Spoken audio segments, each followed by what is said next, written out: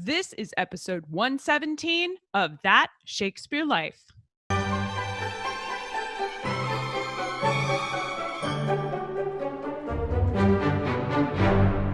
One of the best ways many Shakespeare scholars, including myself, use to explore the real historical counterparts to the historical figures that show up in Shakespeare's plays is to examine what they looked like. Centuries before the advent of photography, when you wanted to capture someone's likeness and preserve it, history used paintings. People like Henry VIII, Anne of Cleves, Jane Seymour, Edward VI, and many others were all given this kind of immortality when they were painted by Hans Holbein the Younger, who is arguably the best portrait artist in history. At least that's my opinion.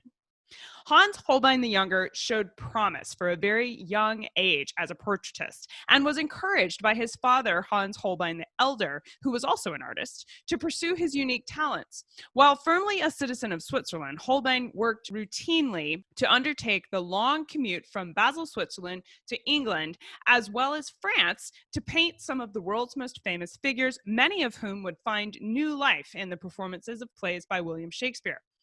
Holbein couldn't have known in the early 16th century that just a few decades after his death, a young playwright would give the world an entirely new reason to study his paintings. But nonetheless, Hans Holbein has a place in the study of the life of William Shakespeare and indeed the life of England herself. So for this week, our guest, Susan Abernethy, is here to introduce us to Hans Holbein and how a young boy working in his father's shop would grow up to be friends with and the official portraitist for some of the world's most notorious figures in history, as well as some of the most notorious figures from Shakespeare's plays. Susan Abernethy has a degree in history and is a member of the Rocky Mountain Medieval and Renaissance Association. Her blog, The Freelance History Writer, has been continuously publishing historical articles since 2012, with an emphasis on European, Tudor, medieval, Renaissance, early modern, and women's history. She's currently working on a biography of a prominent Stuart royal. Hello, Susan. Welcome to the show. Hi, Cassidy. Great to see you. How did Hans Holbein get his start in his artistic career? Well, Holbein's father, Hans Holbein the Elder, was an accomplished artist himself, and in his hometown of Augsburg, he had a studio that took commissions for various works of art from customers. And he wasn't very good at handling money. He wasn't good at his finances.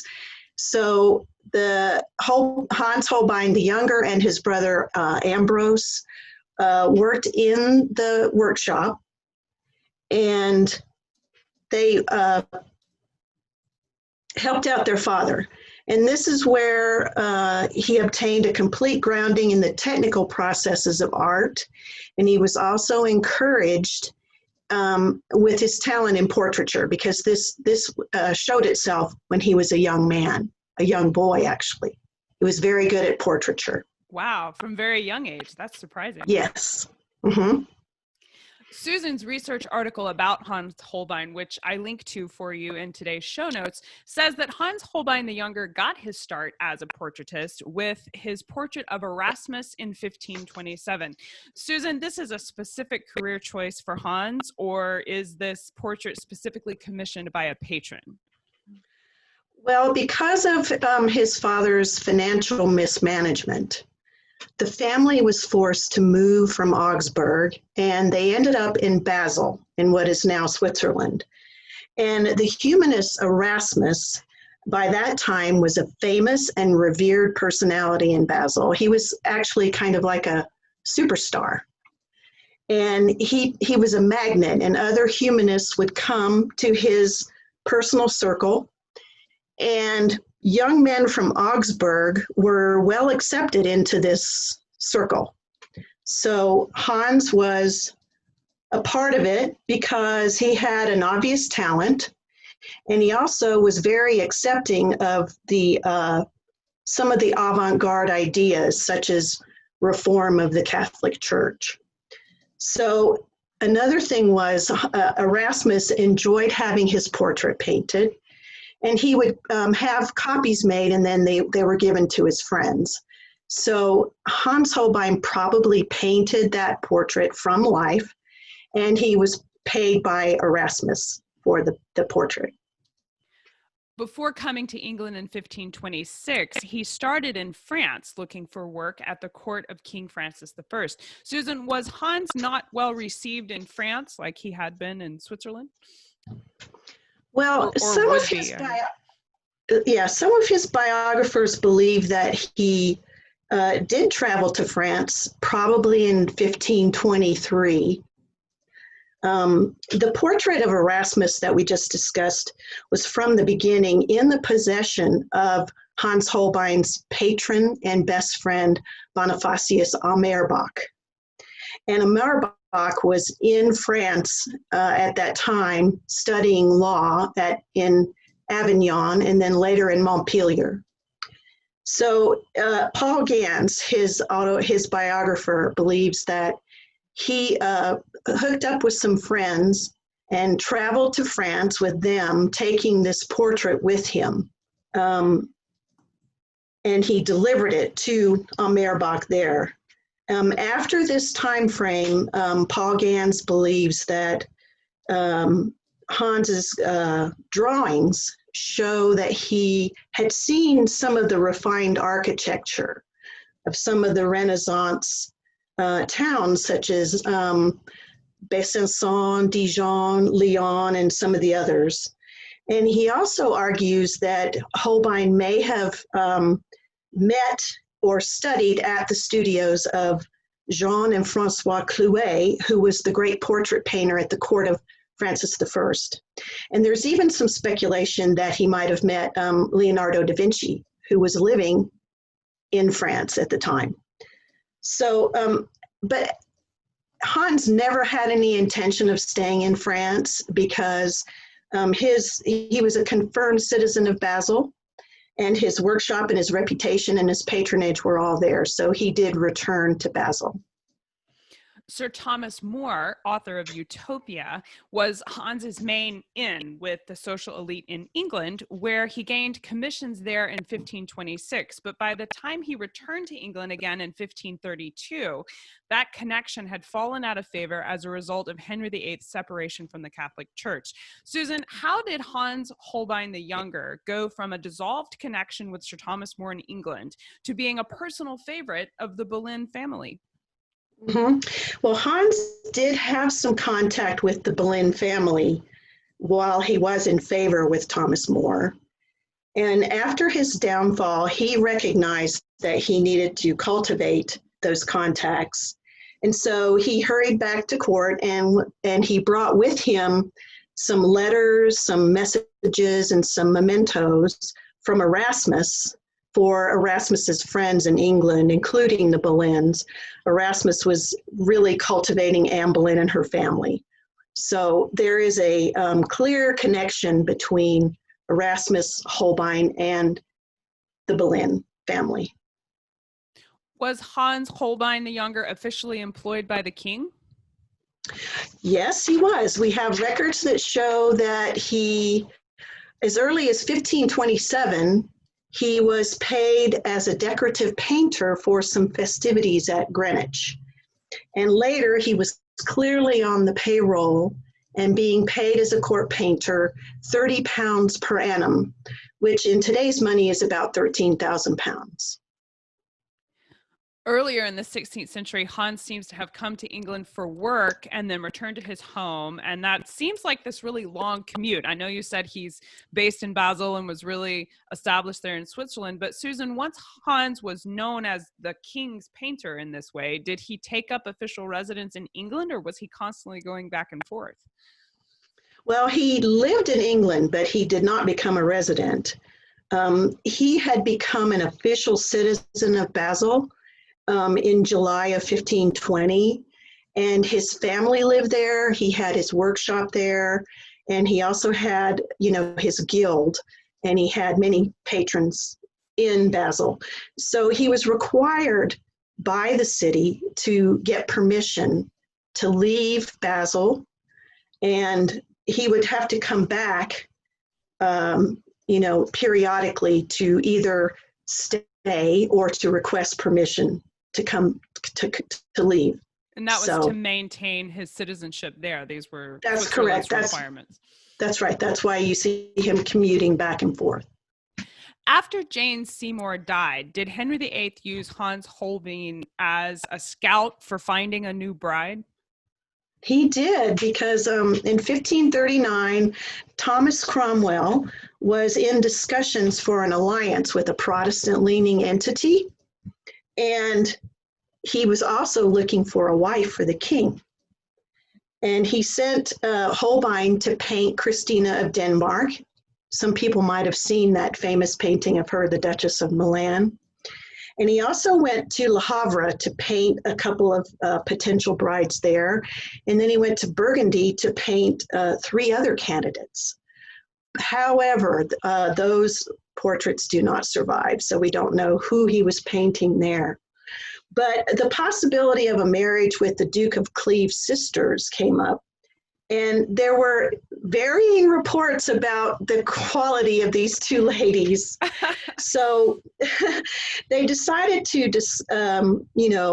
they discussed sending someone to paint them. And in July of that year, they sent Hans to Cleves, and he painted the now infamous portrait of Anne of Cleves. Was this normal for the king to be so focused on the physical appearance of his potential brides and to have an official artist go and paint these candidates? I mean, it sounds like, the historical equivalent of Match.com, and I'm just wondering how normal this is for the time period. Yes, it was pretty much normal throughout history to have portraits painted and given, potential brides' portraits were given to kings, and vice versa also. So it just sounds outlandish because of everything else we know about Henry VIII, not really because this was out of the norm for kings in general. No, it was not. And also, Henry trusted Holbein. He completely trusted him. So he knew he would get, a portrait that was real. Well, I don't know how that worked out for him, though, because I have read that Henry VIII found that Anne of Cleves in person didn't exactly match Hans's portrait of her. What happened to him in this aftermath here? Well, amazingly enough, Hans remained in royal favor and kept his job as the court painter, because Henry did not blame Hans for the debacle. He held the courtiers who had written the flattering reports about her responsible. So he narrowly escaped that there, yeah. That's right. And also, right shortly after that, Holbein painted the charming portrait of King Edward VIII and presented that to Henry VIII as a New Year's gift. So he was still in favor. That was very politically astute of him to have timed that way. As students of Shakespeare's life, we know and appreciate Hans Holbein the Younger today as our primary window into many of the historical monarchs and prominent figures which show up in Shakespeare's plays. I know I've turned to his portraits to understand who it was Shakespeare was writing about. However, Hans was not only a portraitist and indeed worked in frescoes and even miniatures. Susan, what other kinds of art did Hans complete during his lifetime, and how many of these survive today? Well, Hans was amazingly prolific, and he worked in many different kinds of mediums. He painted houses and murals. He worked in interior design. He designed jewelry and gold things for items for goldsmiths. He made drawings for books. He painted religious and secular paintings. He designed woodcuts, engravings, and stained glass, and also triumphal arches and facades for buildings. And his surviving works are in Basel, and they include drawings that were made for the interior wall paintings of the town hall in Basel, along with much of his original work, which was with the Merbach family. They had a lot of his original work. There's designs for woodcuts for printers that survive, such as those for the Dance of Death series and also for the Old Testament. And many of these drawings and portraits reside in the Royal Collection at Windsor. We think that Hans Holbein was very wealthy by any standard, leaving lavish clothes and fine things to his wife, Elsbeth, but the particulars of his death, his will, and even where he's buried contain something of a mystery. Susan, do we know where Hans Holbein is buried? Well, it seems like he became ill quite suddenly, and he hastily drew up a will. There was an outbreak of plague in London in 1543, and it's possible that he died of plague, but people did visit him while he was on his deathbed, so it may have been like some kind of infection. His grave would not have been marked because he was a foreigner, and there's 2 churches in London near Aldgate that claim to be his burial place. They both survived the Great Fire of 1666 and were near where he lived.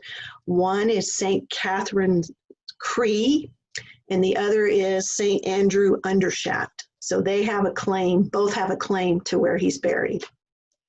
I know we'd love to learn more about his life and his painting. Susan, what are some of your favorite books and resources you can recommend we use to learn more? Well, there's a couple of books written by Paul Gans, the biographer I mentioned earlier. One is about the drawings of Hans Holbein, and the other is about the paintings of Hans Holbein. There is an original early biography of him, Hans Holbein the Younger, in 2 volumes that was written by Arthur Chamberlain in 1913, and that can actually be found on Google Books.